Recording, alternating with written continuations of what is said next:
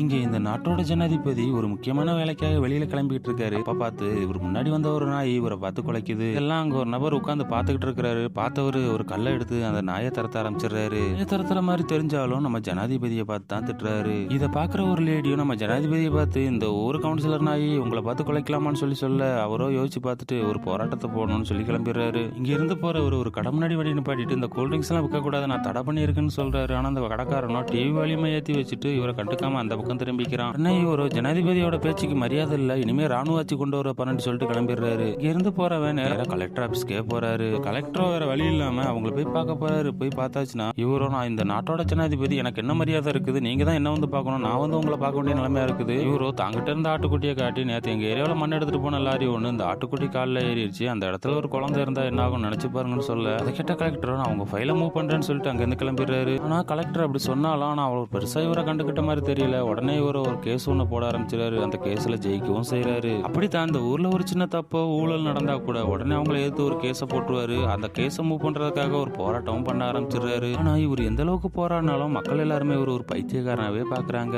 ஏன் இப்படி பண்றாருன்னா சில வருஷத்துக்கு முன்னாடி ஒரு கல்யாணம் பண்ணிக்கிற பொண்ணு இவரை கல்யாணம் பண்ணிக்க மாட்டேன்னு சொல்லியிருப்பா. அது எதுக்குன்னு சொல்லி இவர் போய் கேட்டாச்சுன்னா வீட்டுல பாத்ரூம் இல்ல, பாத்ரூம் கட்டு நான் கல்யாணம் பண்ணிக்கிறேன்னு சொல்லியிருப்பா. அந்த நேரம் இவங்க ஊருக்கு வீட்டுக்கு ஒரு பாத்ரூம் கட்டுற ஸ்கீமும் வந்திருக்கும். அதனாலே பஞ்சாயத்து ஆபீஸ்ல இருந்து இவன் கையில ஒரு டாய்லெட் கல்ல கொடுத்துட்டு இதை நீங்க தான் பதிக்கணும், பதிச்சதுக்கு அப்புறம் போட்டோ எடுப்போம், அதுக்கப்புறம் காசு சாங்ஷன் ஆகும்னு சொல்லிடுறாங்க. இவனும் அந்த டாய்லெட் கல்ல இவங்க வீட்டுல பதிச்சுட்டு வெயிட் பண்ணிக்கிட்டே இருக்கிறான். அப்பதான் அந்த பொண்ணு இவனை வந்து பார்த்து எப்படியும் பாத்ரூம் கட்டிடுவாங்க சொல்லி இவனை கல்யாணமும் பண்ணிக்கிறாங்க. ஏன்னா முடிஞ்சு 6 மாசம் ஆகுது, இன்னும் பாத்ரூம் தான் கட்டல. அப்பதான் ஒரு நாள் உங்க ஊர்ல பாத்ரூம் கட்டிருக்காங்களான்னு பாக்குறதுக்காக ஜனாதிபதியே நேரில் வரான்னு தெரிஞ்சுக்கிற அதிகாரி எல்லாருமே ஜனாதிபதி வந்துட்டு போறதுக்கான நல்ல லொகேஷனை தேடுறாங்க. அப்பதான் இவனோட வீட பாக்குறவங்க இவன் வீட்டுல ஒரு பாத்ரூம் கட்டி ஜனாதிபதி கணக்கு கட்டிக்கலாம்னு சொல்லி இவன் வீட்டுல பாத்ரூம் கட்ட ஆரம்பிக்கிறாங்க. ஒரு வழியா நம்ம வீட்டுக்கு பாத்ரூம் வரப்போன்னு சொல்லி இவங்களும் சந்தோஷமா இருக்கிறாங்க. அப்பதான் ஜனாதிபதியோட அசிஸ்டன்ட் எல்லாருமே வந்து இந்த இடம் சரி வராது, நம்ம வேற வீடு தான் செலக்ஷன் பண்ணு சொல்லி வேற ஒரு வீட தேர்ந்தெடுக்கிறாங்க. உடனே இவனும் அந்த அதிகாரி எல்லாருமே கெஞ்ச ஆரம்பிக்கிறான். அவங்களும் இவனை கண்டுக்காம போயிடுறாங்க. அதிகாரி எல்லாருமே வேற ஒரு வீட தேர்ந்தெடுத்து அங்க பாத்ரூம் கட்டி ஜனாதிபதியும் வர வைக்கிறாங்க. அந்த நேரம் தான் இவங்க வீட்டுல அறகுறையா விட்டுட்டு போன பாத்ரூம் செவரு இவரோட மனைவி மேலேயே விழுந்துருது. அதுல பதறி போனவர் தன்னோட மனைவி ஹாஸ்பிட்டலுக்கு கூட்டு போனோங்கிறக்காகவே வெளியில வந்து எல்லாத்தையும் சொல்ல ஆரம்பிக்கிறாரு. அப்பதான் அங்க இருக்கிற அதிகாரி எல்லாம் இந்த விஷயம் ஜனாதிபதிக்கு தெரிஞ்சுன்னா பெரிய பிரச்சனை ஆயிடும் சொல்லி முடிவு பண்ற அதிகாரி எல்லாருமே இவனை வீட்டுக்குள்ள போட்டு போட்டுட்டு இவனோட மனைவி ஹாஸ்பிட்டலுக்கு அனுப்பாம திண்ணையிலே போட்டு வச்சிருக்காங்க. அதுல இவனோட மனைவியோ சீரியஸான கண்டிஷன்ல இருக்காங்க. இவனோ வீட்டுக்குள்ள இருந்து கத்த ஆரம்பிச்சிடுறான். இருந்தாலும் ஜனாதிபதி போனதுக்கு அப்புறம் தான் அவங்களையும் ஹாஸ்பிட்டல்ல சேர்க்கிறாங்க. அங்க போய் பார்த்தாச்சுன்னா வயித்துல இருந்த குழந்தை ஆல்ரெடி இறந்து போச்சு, உங்க மனைவியோ கோமாவுக்கே போயிட்டாங்கன்னு சொல்றாங்க.